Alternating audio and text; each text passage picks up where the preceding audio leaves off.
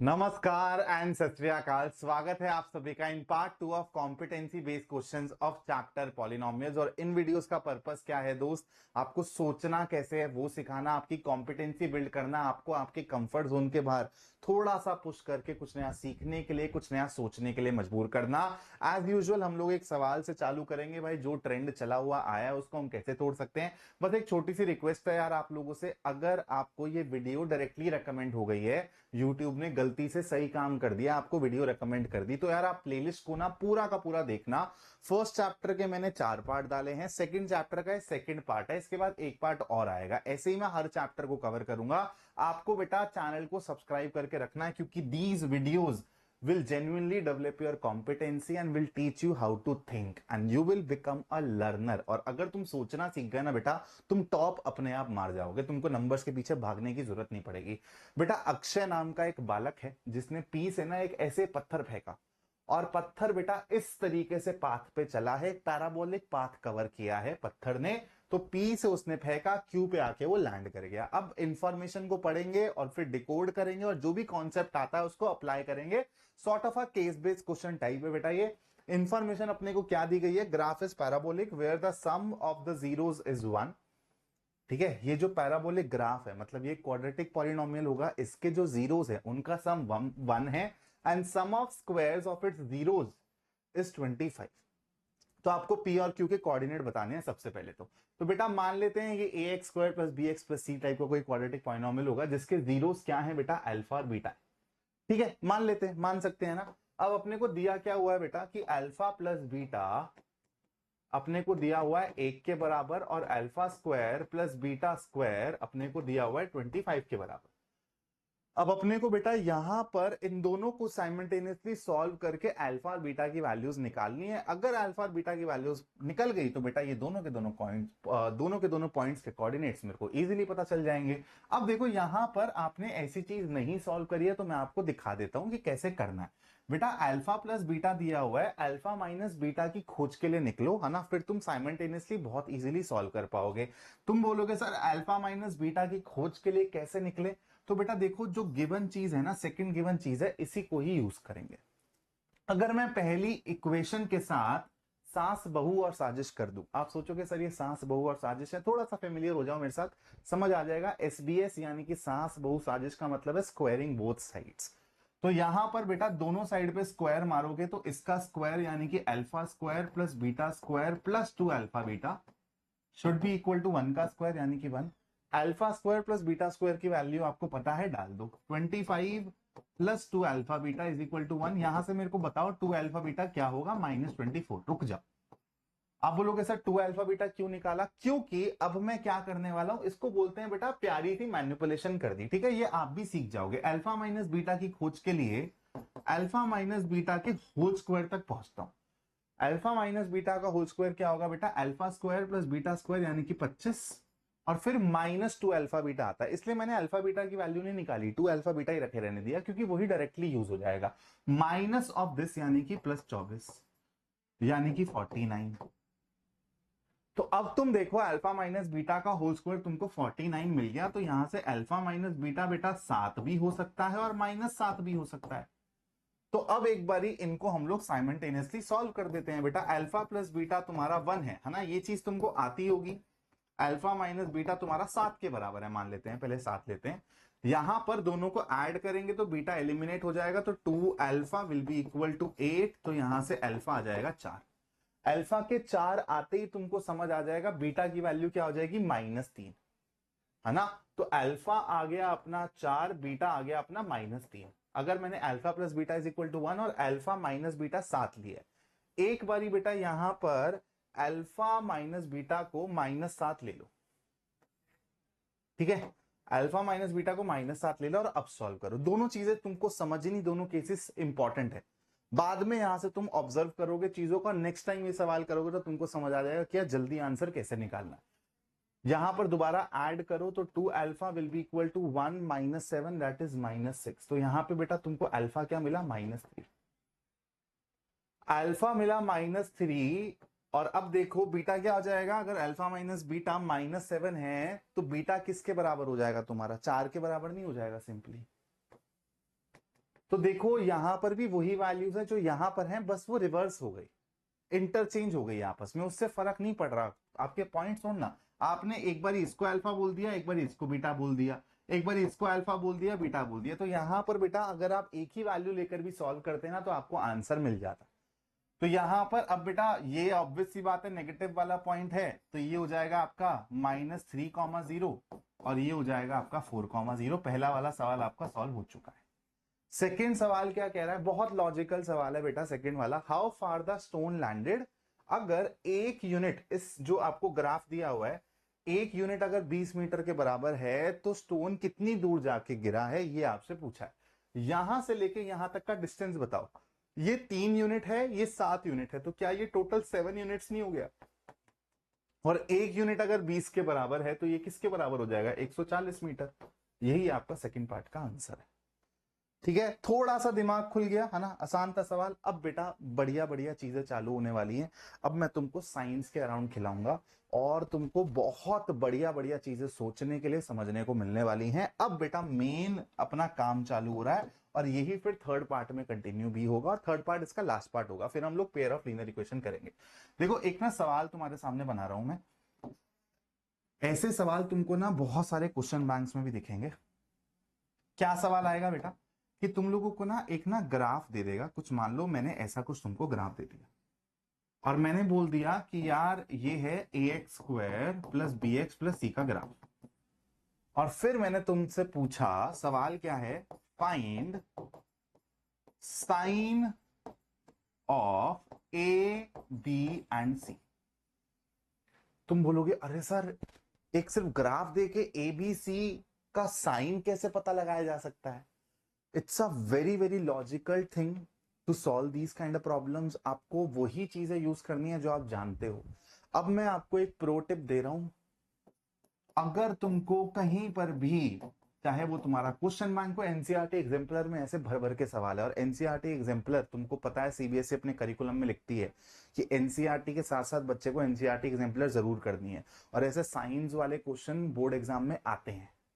तो आपको ऐसे साइंस वाले क्वेश्चन के लिए मैं प्रो टिप दे रहा हूं बेटा, ऐसे सवाल कभी भी आए ना, चाहे साइंस से रिलेटेड हो, एबीसी का साइन हो या फिर जीरोस का साइन हो, आप लोगों को सम और प्रोडक्ट वाले कॉन्सेप्ट के पास जाके एक्सप्लोर करना है। Sum of zeros, product of zeros, जानते हो ना, -b/a c/a वाला कॉन्सेप्ट।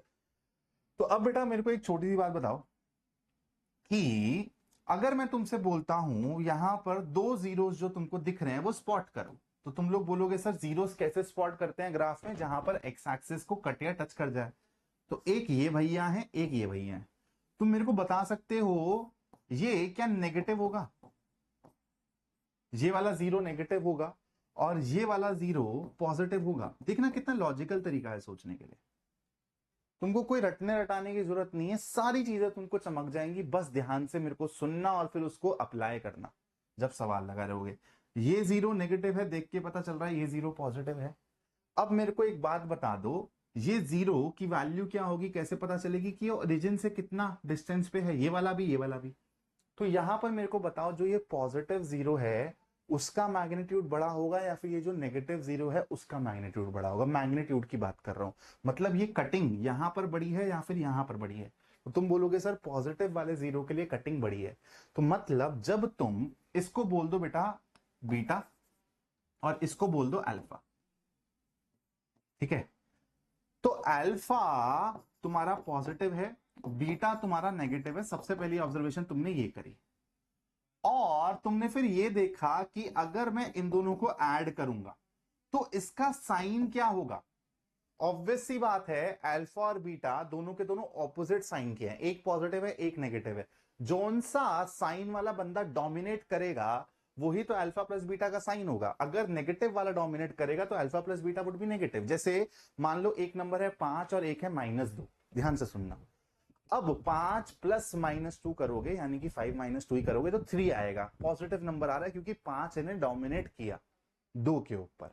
ऐसे ही मान लो नेगेटिव नंबर आपका मैग्नीट्यूड में बड़ा है ना, कि -7 है और फिर उसमें आप 5 ऐड कर रहे हो तो -2 आएगा फाइनल आंसर।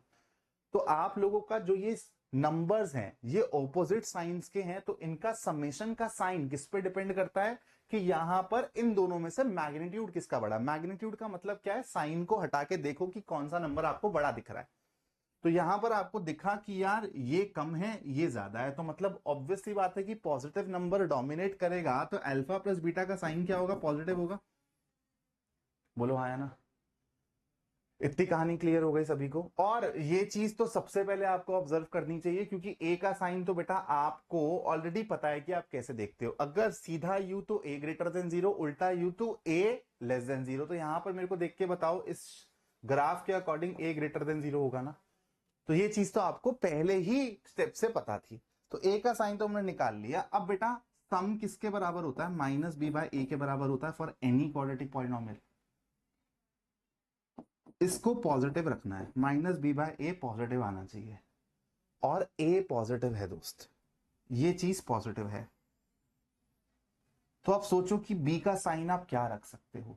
नीचे आपका कोई पॉजिटिव बंदा बैठा है, यहां पर एक नेगेटिव इंसान है, यहां पर कुछ रखना पड़ेगा, और फाइनली आपको पॉजिटिव आउटपुट चाहिए।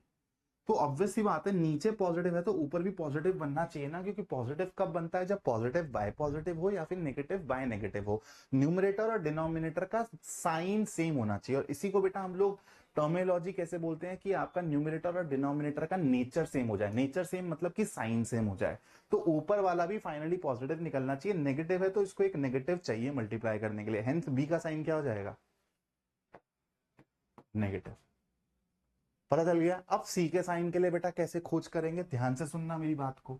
सी के साइन के लिए भी हम लोग सेम कॉन्सेप्ट लगाएंगे, लेकिन सी कहां आता है बेटा, प्रोडक्ट में आता है। तो अब अल्फा टाइम्स बीटा, अब मेरे को फर्क नहीं पड़ता कि हाँ मेरा पॉजिटिव वाला जीरो बड़ा है या नेगेटिव वाला जीरो बड़ा है, क्योंकि पॉजिटिव इंटू नेगेटिव हमेशा नेगेटिव होगा।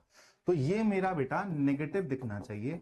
और मेरा प्रोडक्ट ऑफ जीरोस किसके बराबर होता है, सी बाय ए के बराबर होता है। सी बाय ए मेरे को नेगेटिव चाहिए, ऊपर वाले के नीचे, ऊपर वाले का साइन मेरे को नहीं पता, नीचे वाले का पता है। टोटल चीज मेरे को नेगेटिव चाहिए, तो ये ऊपर वाले को नेगेटिव होना पड़ेगा ना, क्योंकि फाइनली नेगेटिव कब मिलेगा, जब आपका पॉजिटिव बाय नेगेटिव हो या फिर नेगेटिव बाय पॉजिटिव हो। इसी को हम लोग कैसे बोलते हैं कि न्यूमरेटर और डिनोमिनेटर का साइन डिफरेंट होगा तो ही आपको नेगेटिव आउटपुट मिलेगी, या फिर न्यूमरेटर और डिनोमिनेटर का नेचर ऑपोजिट होगा। नेचर ऑपोजिट का मतलब ऑपोजिट साइंस, नेचर सेम का मतलब सेम साइंस। ये आप इस चैप्टर में टर्मिनोलॉजी यूज करोगे मेरे साथ, तो इसलिए कंफ्यूज नहीं होना है। तो सी का साइन क्या आ गया बेटा, नेगेटिव। ठीक है, तो सी भी नेगेटिव हो गया और बी भी नेगेटिव हो गया और ए हो गया ग्रेटर देन जीरो। तो आपका final answer would be a greater than zero, b less than zero, c less than zero.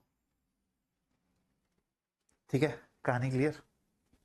चलो एक और सवाल आप लोगों के लिए करते हैं बेटा। आपकी एनसीईआरटी एग्जाम्पलर का सवाल है और ये बहुत खूबसूरत सवाल है बेटा। एक बारी में तो बच्चों को ना ये समझ भी नहीं आता है, लेकिन आपको एक्सप्लेन कौन कर रहा है ये मैटर करता है। अभी कौन कर रहा है, आपके प्यारे गगन सर। वैसे तो तुमको भैया बोलने की आदत है, लेकिन तुम मेरे को सर भी बोल सकते हो, भैया भी बोल सकते हो, आई डोंट माइंड। बस मेरी पढ़ाई हुई चीज तुम्हारे दिमाग में फिट होनी चाहिए यार। ठीक है, तभी उससे ही पता चलेगा कि भाई बहुत सारा एक्सपीरियंस लेकर आता हूं मैं। ऐसे नहीं कि भाई उठ के पढ़ाने आ गए, बहुत मेहनत करिए बेटा। ठीक है, इन सब चीजों पे।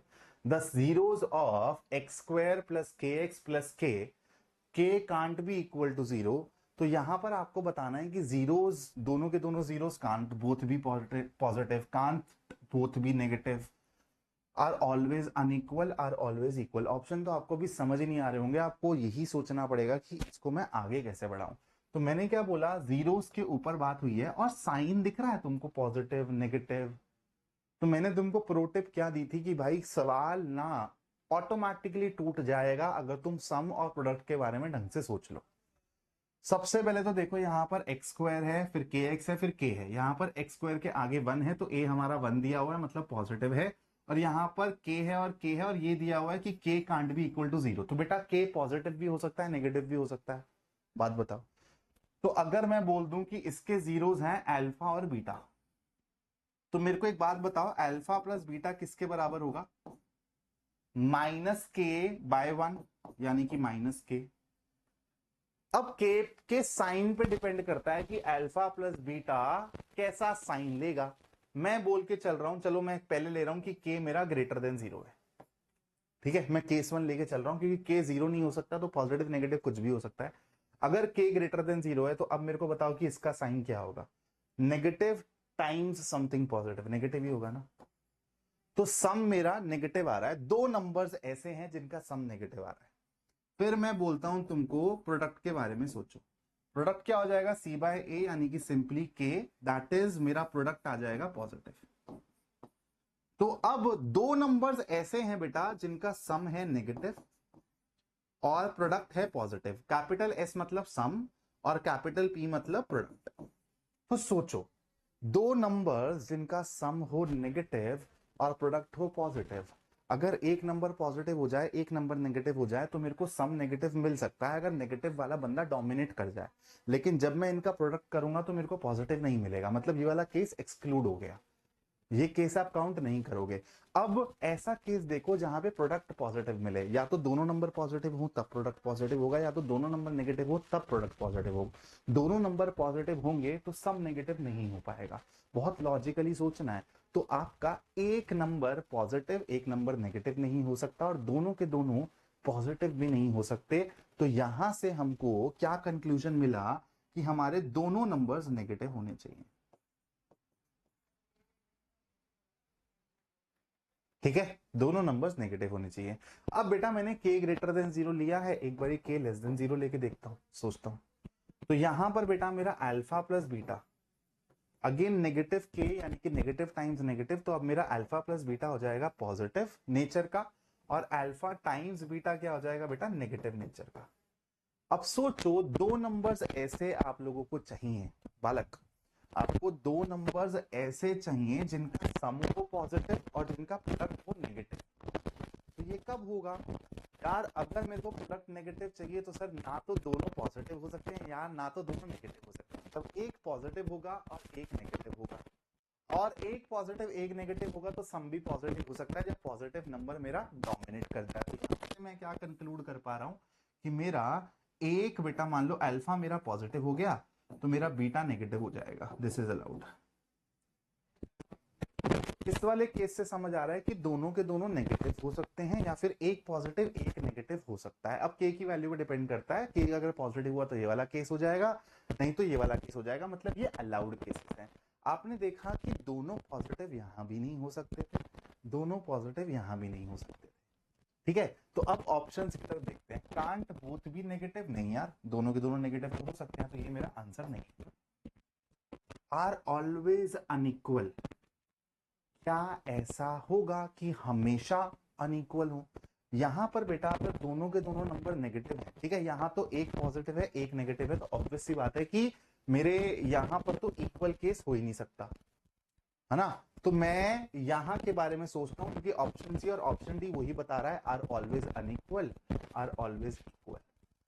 तो यहां पर अगर मैं दोनों के दोनों नेगेटिव नंबर्स को इक्वल ले लूं, लाइक -2 और -2 ले लूं, कुछ सोचो, -2 एंड -2 ले लोगे तो सम तुमको -4 दिखेगा, प्रोडक्ट तुमको 4 दिखेगा। तो देखो यहां पर तुम्हारी पॉलिनोमियल कैसा दिख जाएगा बेटा, एक्स स्क्वायर और सम हो गया ये ना, x square plus 4x plus 4। Allowed है ना ऐसी चीज, तो आपको ऐसी चीज मिल गई जिसके आपके जीरोस क्या है, इक्वल है। तो क्या आर ऑलवेज अनइक्वल, ऑलवेज लगा हुआ है, नहीं। क्या ऑलवेज इक्वल होंगे, नहीं, एक नंबर पॉजिटिव और एक नंबर नेगेटिव वाले केसेस भी हैं, तो ये तो दोनों का साइन ही अलग है, तो ये तो इक्वल कैसे होंगे ऑलवेज, तो ऑलवेज इक्वल होंगे नहीं। Hence the correct answer is option A. कि ये फॉर श्योर से हम लोग कह सकते हैं कि भाई दोनों केसेस को मिला के मर्ज करके मेरे को ये समझ आ रहा है कि मेरे दोनों के दोनों जीरोस का साइन कभी भी पॉजिटिव नहीं होगा। हाँ ना, ब्यूटीफुल क्वेश्चन, मजा आया ना। अब ये वाला सवाल तुम लोग करोगे होमवर्क में,